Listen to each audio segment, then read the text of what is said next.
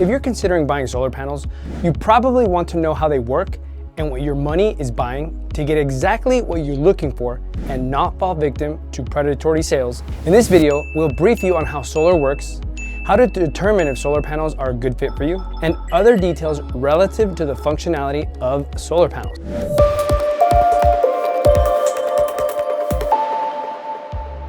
Hi, hello there.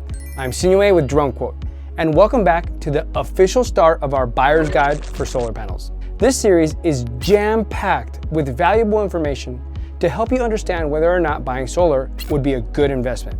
This series aims to clarify the information you need to make the best buying decision, which sometimes means not purchasing solar. Some people would get a better return on investment when taking their family on vacation than buying solar, and that's okay, and also why we put this together. If you get value from this video, please show us some love by hitting the subscribe button and the notification bell to be alerted when the subsequent videos are published. Let's start this chapter by discussing how you can save the most money if you're considering going solar. There are two ways to maximize savings if you're considering solar. Reduce the amount of electricity used in your home so you can buy a smaller system, or reduce the amount of electricity used to make the vacation a better investment than solar. Savings through efficiency can include switching to energy-efficient appliances, adding insulation, switching to LED lights, or using programmable thermostats. By reducing your energy usage, you can potentially reduce the size and cost of your solar system. If you understand where your electricity is going, you can more easily reduce usage. And a great way to do this is with a monitoring device like Emporia. You can watch a video about that right here. Once you decide that you do want to delve into getting more information on solar, it is important to know how it works to save you money so you can get the most bang for your dollar. Solar panels work in two distinct but related ways. The first part is solar panels convert sunlight into direct current electricity, which an inverter converts into alternating current electricity for your home. As the name suggests, you need sunlight for the solars to work.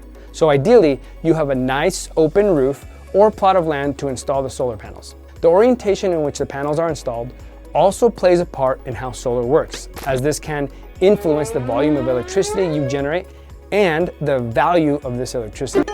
Some people install batteries to help mitigate the potential lower value of electricity and for power backup. The value of electricity is the second part of how solar works, because for solar panels to work, they have to save you money. Most people, myself included, would install solar to save on the cost of electricity. You can literally recoup your financial investment via avoided costs and, in a sense, turn the solars into de facto income generators. However, all that only works if the correct agreements are in place with the utility companies and the system is appropriately designed. Determining if solar is a good fit for you involves several factors: where you live, your home's energy usage, roof orientation and size, and your budget. A solar estimator or solar calculator can help you understand your potential savings. Let's review these factors to determine how they fit into your decision-making process. Where you live will dictate how many sunlight hours you get, significantly affecting how much electricity solar panels can generate. Places with lots of sunny days are typically better for solar power than often cloudy or rainy areas. The amount of electricity your home uses plays a big part in whether or not solar may be a good fit. Generally speaking, the more power you use, the greater your savings and the quicker your payback period will be. The system size will also play a role in the budget, because a higher bill means a bigger system, meaning higher cost. It is also important to be mindful of additional work required to situate the solar panels on your home, like electric work or roof work, which all play into the budget. Have you noticed the direction your roof faces? Roofs that face south tend to get the most sunlight and are ideal for solar panels. Additionally, the size of your roof determines how many solar panels can fit and how much electricity they can produce. An electricity calculator can give you insight into what numbers would look like if you got your electricity from solar panels. DroneQuote offers a suite of calculators for calculating electricity costs and savings. You can go to this link or click on it from the video description to start playing with the numbers. Next, think about surrounding trees, hillsides, structures, and roof conditions. A good roof for solar is unshaded for most of the day and has a south, east, or west orientation. It is also important that the roof is in good condition, as solar installations can last 25 to 30 years. The roof material can also influence the installation cost, with asphalt shingles being the easiest and least expensive. A ground-mounted system gives you more control over orientation, shade, and other factors, but also introduces additional costs. Let's talk about how these factors specifically affect your installation. Ensuring your roof is unshaded for most of the day is important for solar energy production. Even minor shading on solar panels can significantly reduce their efficiency. Before installing solar panels, assessing nearby trees, buildings, or other objects that could cast shadows on your roof throughout the day is a good idea, especially if the source of shade is not in your control, like your neighbor's house. While a south-facing direction is typically the most efficient for solar panels, east and west orientations can also work well. South-facing panels receive the most sunlight during the middle of the day, while east-facing roofs receive more sunlight in the morning, and west-facing roofs in the afternoon. If your area has time of use rates, consider installing panels facing west. What is your roofing material made of? Your roof material can influence the installation process and cost. Asphalt shingles are the most common and least expensive roofing material to work with when installing solar panels. However, solar panels can be installed on various roofing materials, including metal, tile, and flat roofs, to name a few. The installation process may vary slightly based on the roof material, so discussing this with your solar installer is essential. While solar panels can last for decades, if your roof is nearing the end of its lifespan, consider replacing it before moving forward with installation. This will help avoid the hassle and cost of removing and reinstalling the panels when you eventually have to replace the roof. You may very well have the best orientation for solar panels, but can't fully use it because of obstructions like vents or other impediments. The layout of your roof and any potential obstructions like chimneys or vents can influence the placement of solar panels and their performance. Local or state codes also impact how solar panels are installed on the ground or roof. Some jurisdictions require clearance from roof eaves, ridges, valleys, rakes, or between property lines if installed on the ground. This can mean a roof you thought was great for solar may not be so. Earlier, I mentioned agreements with the local utility. This is known as net metering, which enables you to sell excess power back to the grid, offsetting energy costs.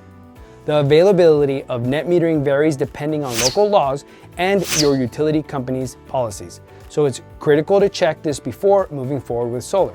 Whoever is helping you install solar panels should give you clear understanding of this detail, because it's not unheard of that a salesperson promised the homeowner net metering knowing full well that the customer's local utility didn't offer it.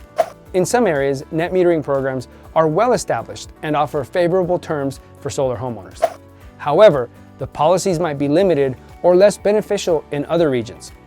You must check with your local utility company to understand the specific net metering rules and incentives applicable in your area. Take note that net metering policies can change over time due to evolving energy regulations and policies. Some regions might reduce or modify the net metering incentives, impacting how much you can benefit from your solar investment. Some net metering agreements are in effect for 2 years, while others last 20 years. It's essential to stay updated on any policy changes that could affect your solar system's financial returns. If net metering is unavailable or unfavorable in your area, consider adding a battery storage system to your solar setup. Battery storage allows you to store excess electricity from your solar panels during the day and use it later when the sun isn't shining. This will enable you to maximize your energy self-consumption and reduce grid reliance, while also adding backup capacity in the event of power outages. When considering solar, discussing net metering options and potential incentives with your solar installer is critical. They should provide you up-to-date information on local regulations and help design a solar system that optimizes the benefits based on your specific circumstances.